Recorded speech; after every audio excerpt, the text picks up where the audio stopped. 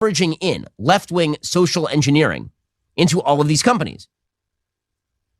The big three wield enormous influence over pretty much everything that happens inside of these companies. And you know who knows that is Joe Biden. So according to Beth Brooke Marcianick, who's the board director and former global vice chair of public policy at Business for Social Responsibility, which is, again, an interest group that is involved in this sort of nonsense, Joe Biden approached Beth Brooke Marcianick and actually told her that companies should force change, that there was stuff he could not do at a governmental level because it would be a violation of free speech, but he wants government not to force the change. Government will work hand in glove with major corporations to force the kind of change that Joe Biden would like to see. So the PGLE, Partnership for Global LGBTI Equality, this is a group that was formed in collaboration with the World Economic Forum after 5 or 6 years of working behind the scenes with senior leaders at just a handful of companies. This organization was founded in January of 2019, but there's strength in numbers. So with the platform of the World Economic Forum, the power of the UN, and then finally the strength in the companies working together, where when you combine the economies, the corporate economies of those 14 countries, we're bigger than a lot of countries. So tremendous power. In Davos a couple of years ago, Vice President Biden met privately with those of us working behind the scenes, and he sat down with us and looked us in the eye, and he said, you companies can do what we government cannot and will never do. You can do what government cannot do. Namely, you can force compliance.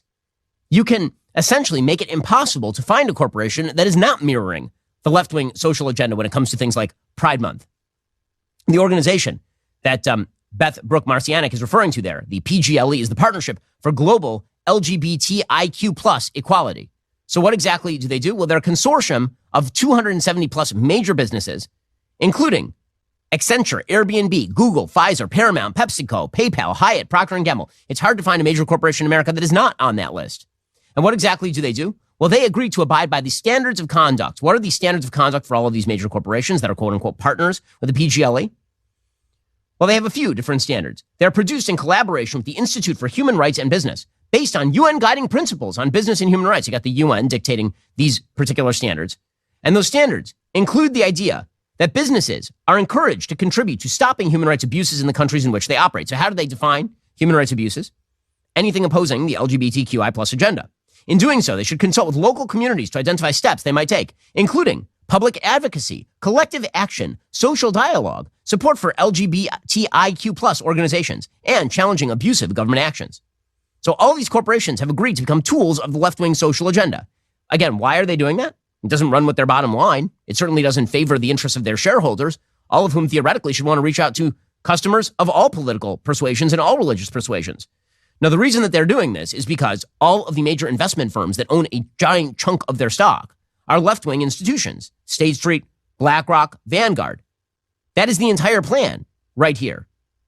And they've also leveraged this into organizations that basically govern companies that aren't even involved in this. So let's say that you're a company that is just on the NASDAQ. And just as a NASDAQ-listed company, you don't feel the necessity to sign on with the PGLE.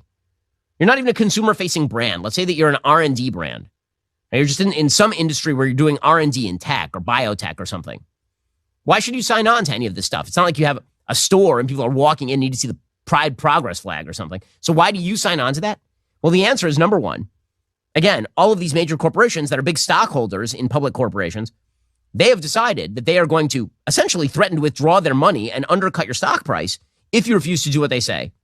Not only that, but they've also institutionally captured places like the NASDAQ itself. So the NASDAQ itself approved a rule on August 6th, 2021 to encourage greater board diversity and to require board diversity disclosures for NASDAQ-listed companies. What does that mean? It means that companies must disclose in a standardized matrix set forth in the rule the total number of company board members and how those board members self-identify regarding gender, predefined race, and ethnicity categories, plus LGBTQ plus status. You are mandated to have a certain number of LGBTQI plus minus divided by sign people on your board if you're on the NASDAQ. And if you don't, then you have to explain publicly why you don't have enough lesbian little people on your board. That is the idea here. And the NASDAQ, they say that we are not going to necessarily delist you, But they have to publicly disclose the reasons they did not satisfy the objective. Presumably, at some point, if NASDAQ does not like your explanation, then they got a problem. NASDAQ will verify that companies have provided an explanation in the event of noncompliance. They won't evaluate the disclosure from a substantive perspective, but that's the next step. The next step will be the NASDAQ deciding that you don't have a sufficient justification for not having enough intersex little people on your board. And so maybe you have to be delisted. They've captured the commanding heights of finance. And not only have they captured the commanding heights of finance, they've combined with government in order to do so.